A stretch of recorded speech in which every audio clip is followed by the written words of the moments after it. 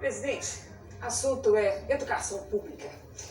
O setor de educação representou dificuldades na sua gestão. O senhor teve que trocar de ministros sucessivas vezes, acabou causando desgaste para o senhor e acabou criando também um ambiente de hostilidade entre grande parte dos gestores de educação do país.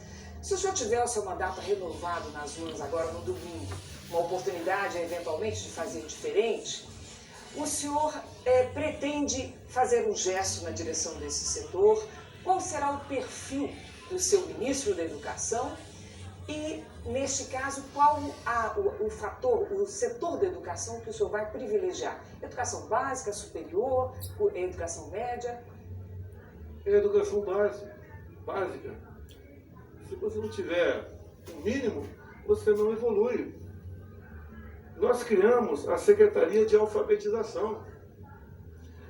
Nós criamos também um programa chamado Tempo de Aprender. Mais de 5 municípios aderiram ao programa. Mais de 200 mil professores foram capacitados. Mais de 500 mil profissionais estão matriculados na formação continuada em práticas de alfabetização. E nós temos um aplicativo que ajuda na alfabetização. Nada substitui o professor na ponta da linha, com a aula presencial. Mas esses alunos ficaram 2 anos afastados, contra a minha vontade. A decisão coube a governadores e prefeitos. E esse aplicativo nosso é um complemento para a alfabetização. E está tendo sucesso. Com esse complemento, a alfabetização que levava em média 3 anos no Brasil, agora está levando 6 meses. E mais ainda, quando falo em gesto para o setor, o maior reajuste na história dos professores do Brasil foi do meu governo, 33%. Deixo claro que muitos nos procuraram para dar 10%. E como tínhamos recurso para isso, demos o 33% a eles. Também começamos a investir em escolas cívico-militares. Como, por exemplo, Bagé. O prefeito de Bagé tem hoje em dia 3 escolas cívico-militares. E que mais? Há uma vontade enorme dos pais em botar os seus filhos nessas escolas, porque lá tem hierarquia, tem disciplina, se cobra dever de casa, se exige respeito e responsabilidade por parte dos alunos, canta o hino nacional, chama o professor de senhor e a professora de senhora. Então, a forma como nós estamos tratando o ensino fundamental é que vai ser a marca do meu governo. E já está pronto para ser inaugurado aqui em São Paulo também o 14º Colégio Militar. Eu espero, como havia prometido lá atrás, não consegui cumprir a promessa de termos um colégio militar em cada capital do estado que não o tenha. Em São Paulo, conseguimos fazer as duras penas, mas tenho certeza que os colégios militares, associados às escolas militarizadas também da Polícia Militar, como exemplo que nós temos em Goiás e estado do Amazonas, nós recuperaremos a nossa educação. E todo mundo só pode ir para frente se tiver uma boa educação de base.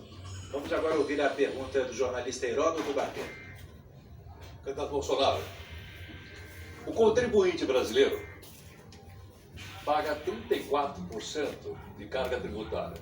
Quer dizer, para cada R$100 que a gente ganha, 34% a gente paga de imposto. É 34% do PIB. Esse ano, segundo o impostômetro, nós já pagamos mais de 2.230 bilhões de reais de impostos.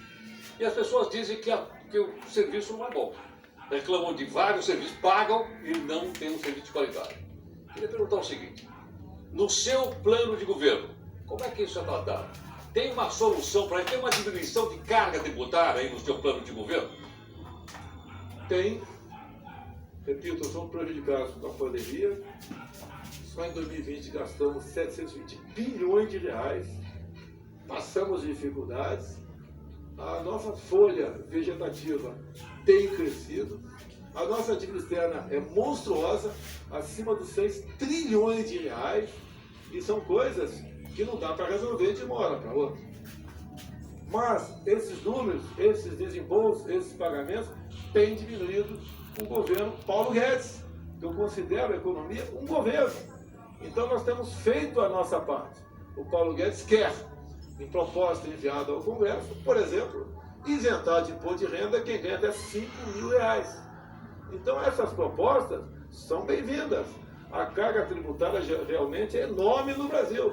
Lamento, é uma herança que nós temos e nós temos a obrigação de manter esses contratos e não deixar a economia desequilibrar.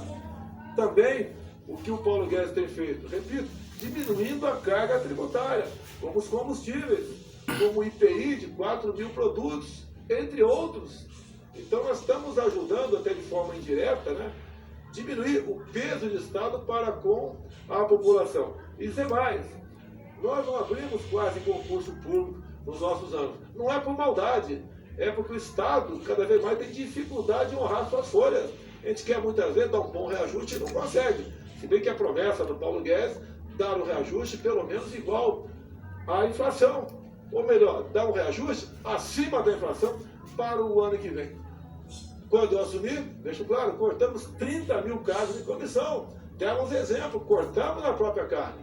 Outro partido tinha isso lá, né, quando governava o Brasil, e até cobrava 30% dos comissionados para o respectivo fundo partidário. Usavam a máquina inchada para arrecadar para o fundo partidário. Nós fizemos diferente. Nunca cobrei 1 centavo, 1% ou 0,1% de servidor comissionado para o meu partido. Então, esse exemplo que estamos dando, dá para resolver? Vamos resolvendo. Desculpa o gerúndio, não tem outra explicação. Aos poucos, nós chegaremos lá. Temos investido muito em pesquisa e desenvolvimento. O Marcos Pontes, um país que não desenvolve isso, está condenado a ser escravo de outro país. Está olhando aqui o Edu para encerrar a conversa. Então, estamos buscando maneira de produzir mais, de fazer mais negócios com o mundo, como o nosso agronegócio, que é um exemplo para o mundo todo, tem feito. Bom, em nome do portal R7, a pergunta agora é do jornalista